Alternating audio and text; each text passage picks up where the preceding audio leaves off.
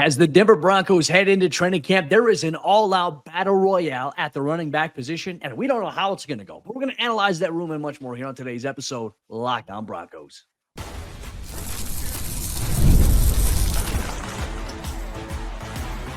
You are Locked On Broncos, your daily Denver Broncos podcast. Part of the Locked On Podcast Network, your team every day. What's up, Broncos Country? Welcome into another episode, Locked On Broncos, your daily Denver Broncos podcast, part of the Locked On Podcast Network, where it's your team every day for all your Broncos news, content, coverage, analysis, and more. This is the place to be every single day, all year long. A special shout out to all the everydayers out there in Broncos Country. Thank you so much for tuning in and making us your first listen, however you choose to do so. And if you're not yet an everydayer, become one. Subscribe or follow wherever you get your podcasts or on YouTube so you never miss what's going on with your favorite team. I'm Cody Roark, Broncos reporter for Mile High Sports. And I'm Sayre Bedinger, site expert at predominantlyorange.com. And our training camp position previews continue as we now focus on the running back position. And really, Broncos Country, it's simple. Choose your fighter. There's a battle royale at this position. It'll be the most talked about position previews. We looked at where the Broncos are going to go with the run game this upcoming season. We'll take a look at why they reloaded it this offseason here in 2025. And we'll talk about which players like J.K. Dobbins or RJ Harvey, who we believe will start for this Broncos team this upcoming season. And the biggest question surrounding how many running backs will the team keep? You'll get all that action on today's episode of the show. Sayre, let's dive into our position overview here, the key storylines going into training camp here at the running back position. Sean Payton and the Broncos, they viewed this as an area where they felt like they left too much meat on the bone in the run game last season, and they made some decisions to move on from some household names. Javonte Williams, who the team drafted in 2021, Sean Payton and the Broncos moving on from him, and they go in round 2 in this year's NFL draft, and they add in RJ Harvey as a premier selection for them. And then they had J.K. Dobbins late into the offseason program to add to this mix of running backs where you already have 4 guys here. This truly is the one room I think we're going to have our eye on all throughout training camp, all throughout the preseason to determine what it's going to look like in the regular season. Absolutely. I mean, this is going to be the most fun, I think, offseason battle to watch offensively because you have that kind of wide open who's going to be running back one. I know we'll talk more about that, but you mentioned it, Cody, the Broncos reshuffling the deck. Obviously, talk about the players that they brought in. I think we got to talk quickly about the guy that they let walk out the door, which was Javonte Williams, former second-round pick. Obviously, the team's leader in carries over the last 2 seasons. Dealt with the injury in 2022 that he suffered against the Raiders. Came back kind of miraculously quickly in 2023.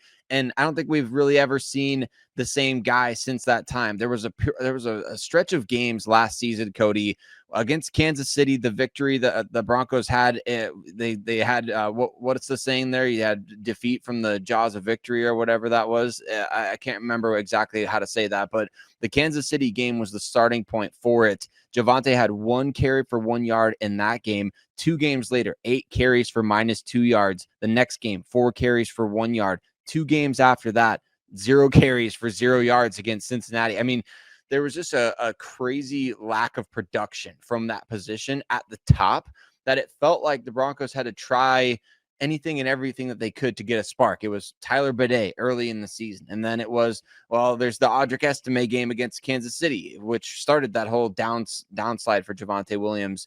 And, there was a number of Jaleel McLaughlin games thrown into the mix and just felt like there's nothing that this Broncos team can find continuity with. And fans were getting frustrated because Sean's not sticking with it. And you and I are saying, what's he supposed to stick with? Like, I get it. Yeah, we want him to stick with something, but there's nothing for him to stick with. So, yeah, last year is important context in why the Broncos reshuffled the deck in such a big way here in 2025. Well, the Broncos' musical chairs attempt at running back last year was a massive failure. Nobody won, and it led to Sean Payton saying that really the grade was incomplete, not just for Audric Estime, but really for that running back room last season. But I think when you look at coming into training camp here in just a few weeks, there's some excitement about maybe what can be here. Now, there's a lot of questions. There's a lot of uncertainty, right? You go out and you add RJ Harvey in the NFL draft, and we love the tape of RJ at UCF. I mean, this is a guy that we feel like can be an explosive, consistent, big play home run threat here for Denver. You add in J.K. Dobbins, who, when healthy, is proven to be a very capable back in the National Football League. He was a thorn on the Broncos side in that first game against the Chargers last year. But then when you look at just like, okay, how is this fit going to lead to success? We don't know. We know the Broncos believe that their offensive line is a big reason why they feel like they can be successful in the run game. They felt like the issues in the run game last year, it wasn't because of the offensive line. It was because of vision at the running back, lack of production, so on and so forth. So now this is really kind of putting a theory to the test here. Was it the offensive line or was it a running back issue? That, to me, I think we'll find out after the 2025 NFL season. But what is that room going to look like? We've talked about RJ Harvey. We've talked about J.K. Dobbins. Those guys are going to have some roles that we'll dive deeper into here. But what does it mean for a guy like Jaleel McLaughlin, who right now clearly is the most trusted guy that Sean Payton has at this position? I mean, it's clear as day. When they added J.K. Dobbins, we had people in the comments saying, bye-bye, Jaleel. And I was like, hold on, timeout, play it. Don't. That's not the case. Like, Jaleel is going to be very much, I think, a factor on this team in 2025. But you have these younger guys too, and Blake Watson, who suffered an injury during OTAs and was obviously on the side field. We'll expect him to be back. Audric Estime, who seemingly looks like he's in the doghouse. And then Tyler Badie, who's this wild card underdog that I feel like could make a huge impression here as well. Like Denver right now coming into training camp in a few weeks. Sayre, they have a lot of options, but my question to you here is more a little bit of a problem for the Broncos to have here? Because what if the sample size, if Audric Estime is getting looks with, let's say, the third team offense and that third team offensive line, is that as realistic of a look at him compared to him getting a run with the first team offensive line? I feel like what we may see production-wise, it could be skewed a little bit. And that's not just for Estime. That's for every running back here, depending on who they work with. I think it could be a problem when you talk about having too many guys out there, right? And it's not because you don't want to have more talent. It's because it feels like, honestly, like Sean wants to get all these guys their due. Like he wants them to be able to play. If he's going to keep them around, he wants to put them on the field. We saw that early on last season. I think, wasn't Badie on the practice squad, or I can't remember exactly how the 53 shook out, but I mean, he was playing in week 3 after being on the practice squad to open the year, if memory serves me right. And so you clearly had a situation where they liked a lot of guys. They didn't really love anybody, I feel like. And I think that's a fair statement that, Javonte did most of the things well enough to get the bulk of the snaps, but I don't think they were in love with any guy that they had at the position last year. Estime was fumbling the ball. Jaleel wasn't necessarily able to be out there on every third down in pass protection. Javonte not running the ball, not seeing the field as well. Badie gets hurt in his second game that he played last season. So Blake Watson was not ready to go. So there were so many guys that I think they love the talent. They love the projection. They love, as Sean says, the vision. But is that going to be the same thing this year? Do they have a clear enough vision with their top guys that when you do decide to utilize your auxiliary weapons, that it's not taking away from the players who are actually able to contribute on a consistent basis? I think that's going to be key if they're going to go with a deep group again this season. No, Broncos Country, we want to hear from you as well. What are your thoughts on what the Broncos did this offseason at the running back position, the names that they've added to the mix combined with the names that are returning? But coming up here on today's training camp position preview, Sayre and I, we're going to dive into why we think J.K. Dobbins will be the starter for this Broncos offense, but also why it means that RJ Harvey is going to have a bigger role even if he's not starting. All on today's episode, Locked On Broncos.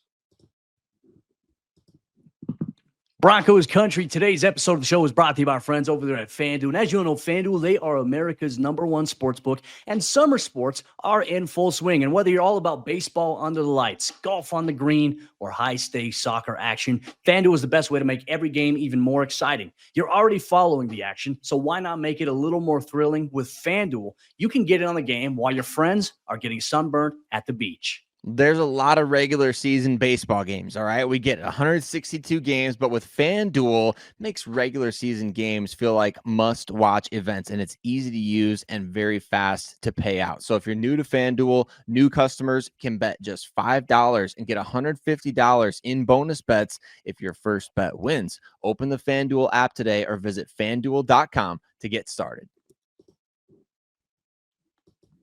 J.K. Dobbins may be in line to be the starting running back for the Denver Broncos in 2025, but rookie RJ Harvey is going to be in the mix firmly as well. And Cody and I are going to tell you exactly what to expect in terms of who starts, why that does and doesn't really matter all that much, and who makes the biggest impact for this Denver Broncos team at running back in 2025. But Broncos Country, thanks so much for rocking with us every single day. We appreciate all of you who make us part of your day.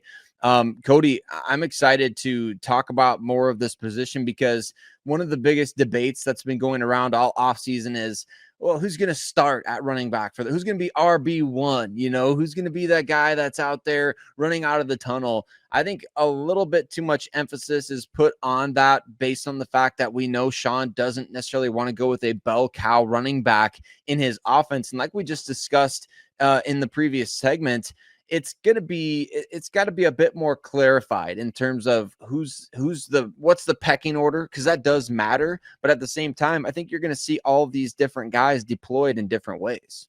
And I think so much of that is contingent upon role, wherever you're lined up on the field, right? It could be down in distance. Like, for example, there's some of the archetypes that we're factoring in here.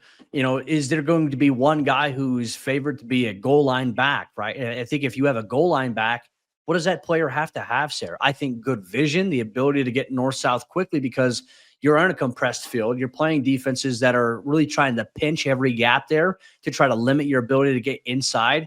So do you have a guy who's really good at being able to fight through that? Do you have a guy who's quick enough to get to the outside in a goal line situation?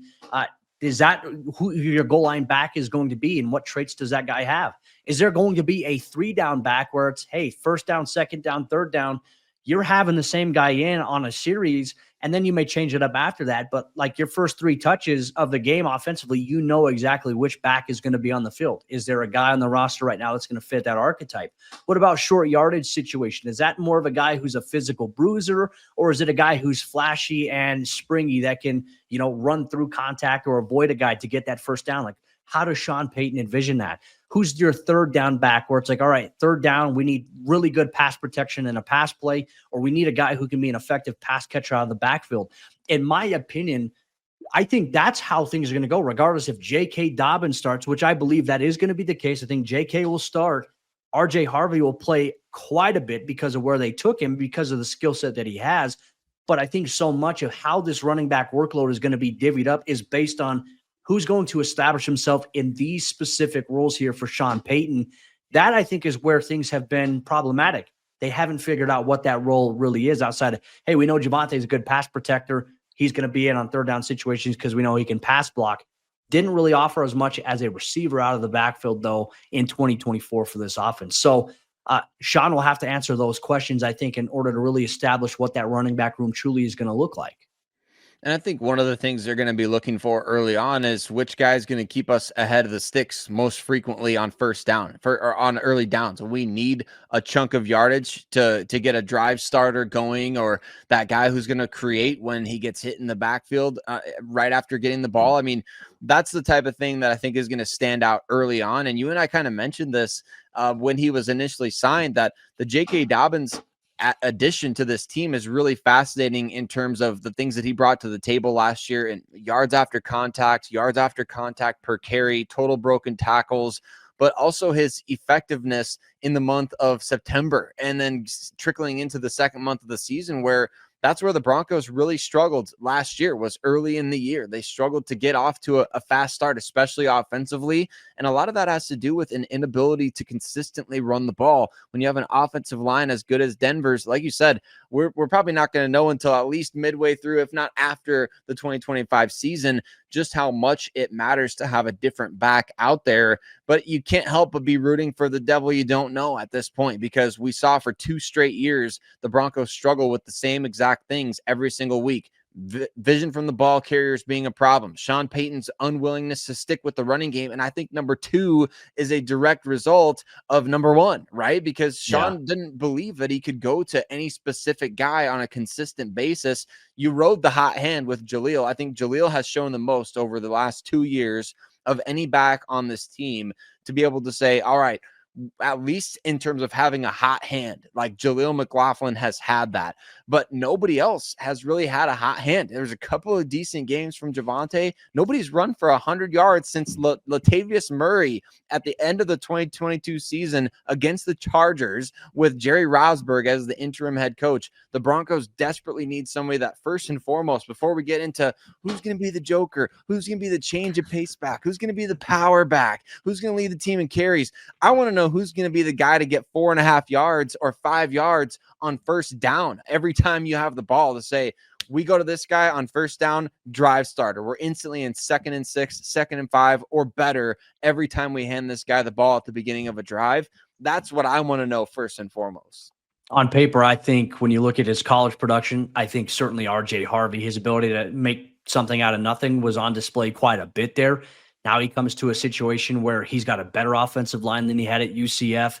I'm excited to see how that marries together. I think J.K. Dobbins certainly is definitely the prime favorite for that, because when you look at his yard per carry basis, look what happened, Sayre, to the Chargers when J.K. Dobbins went down with an injury. Their run game, it struggled. They didn't have that same juice that allowed Justin Herbert to open up things in the play action game for the Chargers. Without him, you saw how valuable J.K. was to the mix, which I think in our mind, we looked at that and we're like, how come they didn't bring J.K. Dobbins back this offseason? Instead, they go out and they get Najee Harris, and they draft Omarion Hampton in L.A. Could be a mistake there by the Chargers in letting J.K. go, especially to the Denver Broncos, where he's coming in and he's excited to be able to play that team 2 times per year. He's going to get first dibs in week 3, as you mentioned, in the month of September, where the Broncos, they've gotten off in Sean Payton's first 2 years. They've gotten off to slow starts in September. They've had better months after that, but get off to a fast start, maintain that.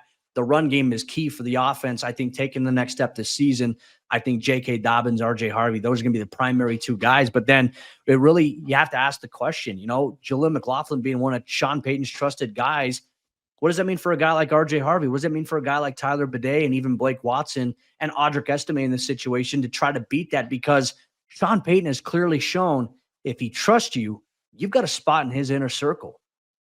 Yeah, he has. And I think that that's a big thing for these backs to earn this offseason, right? And they've all got different hurdles to overcome, don't they? I mean, J.K. Dobbins, it's the injury concerns. RJ Harvey, you're a rookie. You haven't proven jack squat. With Jaleel McLaughlin, you've had 2 years in the offense. You've got all the experience over everybody else, and yet you haven't been able to seize that full-time role.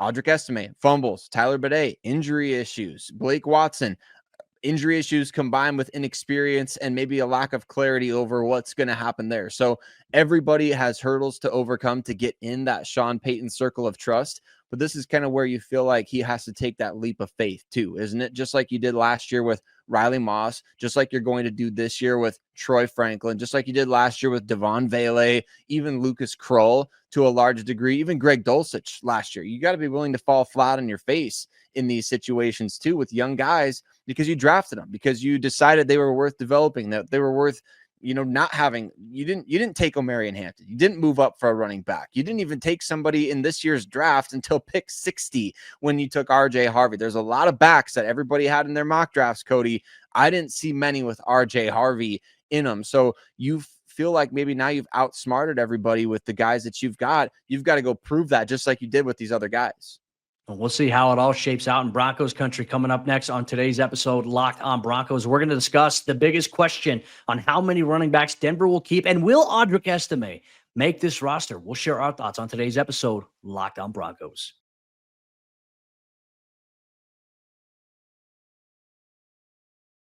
How many running backs will the Broncos carry on their 53-man roster? Could it be 3? Could it be 4? And will Audric Estime be one of those players? Those are some of the biggest questions surrounding the Broncos at running back as we continue our training camp position preview here on today's episode of the show. Sayre, let's start off with probably the biggest question here, and that really has to do with Audric Estime. We'll get into how many running backs they'll keep, because that's obviously a big question here, but the biggest one is, will Audric Estime be on this roster when the regular season rolls around in 2025? There's a lot of different contrasting opinions on that based on what we've seen in the offseason program, based on what we saw last year, knowing Sean Payton's history of saying, hey, it doesn't matter where you're drafted. If there's someone who's playing better than you or that we can trust more, we're going to go with that guy. This makes things very, very interesting surrounding the status of Audric Estime.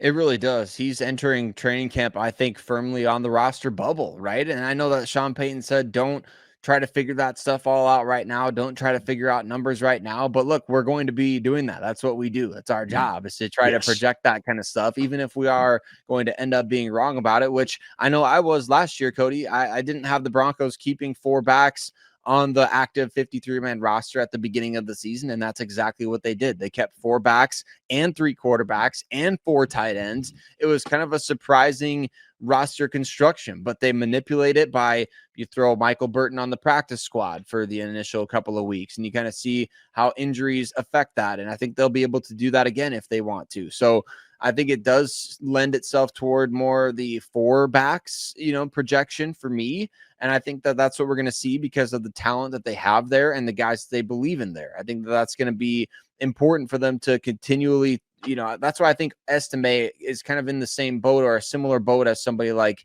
a Greg Dulcich, where the Broncos had a high grade on him. They believe that he can be something. You can't give up on him immediately.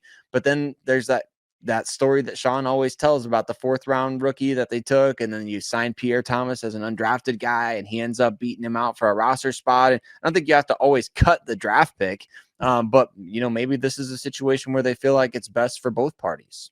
Well, if you think there's going to be 4 backs on the roster, and obviously as we factor in Audric Estime maybe being in that mix here, I think that special teams play is going to factor in whether or not that, who that 4th back is, right? And when I look at where Denver is at, and when I look at the trend of the offseason program, Tyler Badie and Blake Watson probably make more sense to be that 4th back, considering those guys can be that other kick return option right next to Marvin Mims, because you're going to have 2 returners on kick return. And also, can you play other positions on special teams? Unless Audric embraces playing a special teams role, if he's just designated just being a running back here and doesn't have, room to wiggle with Darren and Rizzi on special teams, it's harder to justify keeping a guy around here, because what even Sean told us when we asked him about the safety position, because you have Talanoa Hufanga, you have Brandon Jones as the starters. I asked Sean about, what do you want to see from those other guys? He's like, it's hard to be that 3rd safety or that 4th safety if you don't play special teams. I think the same thing kind of rings true here for the running back position. Yeah, I think so too. That's going to loom large because who does play it, right? I don't know. I don't know who plays like a core 4 role at all. I think that Estime may have the best chance because of his size, but like you said, how much does the return game make a factor here? Because you're going to have way more returns this coming season. At least that's the assumption. And I know we talked about that last offseason. It wasn't the case. Teams were totally willing to give the opposition the ball at the 30 and had seemingly no problem with that. This year, with it going up to the 35, I think everyone expects it to be a much bigger part of the discussion. And with a guy like Marvin Mims back there, teams aren't going to want to kick it to him. So the Broncos have to find that other guy that can be an asset in the return game and not just somebody that's going to be, oh yeah, well, we got somebody out there who's done it before. I think you want somebody that can actually make plays in that department. So that is where somebody like Blake Watson, Tyler Badie, with their speed, their playmaking ability in space, can really be a potential asset. And that does hurt Audric Estime's chances. Well, let's play a little game here, right? You and I are both going to go back and forth. I'm going to start with you first, and then we'll direct it. You can direct it to me. Projecting this running back room, okay? I want you to give me how many players you think are going to be on the 53, and I want you to tell me who those players are, whether it's 3, whether it's 4, who they are and why. Sayre, you're on the clock. I think it's going to be 4 running backs on the team. I think you start off with J.K. Dobbins and RJ Harvey. And then I think Jaleel McLaughlin is enough of one of Sean Payton's guys that he's going to keep him around. That 4th back is where it gets interesting, because if somebody does emerge in the kicking game, I think they're going to take that spot. But ultimately, I think you give one more shot to Audric Estime. He rounds out that 4th spot, and you try to get one of those other guys back on the practice squad if you can at all. I'm interested to know, do you agree? Do you have somebody different in there? Do you think they're going to keep less than 4 more maybe? What are your thoughts?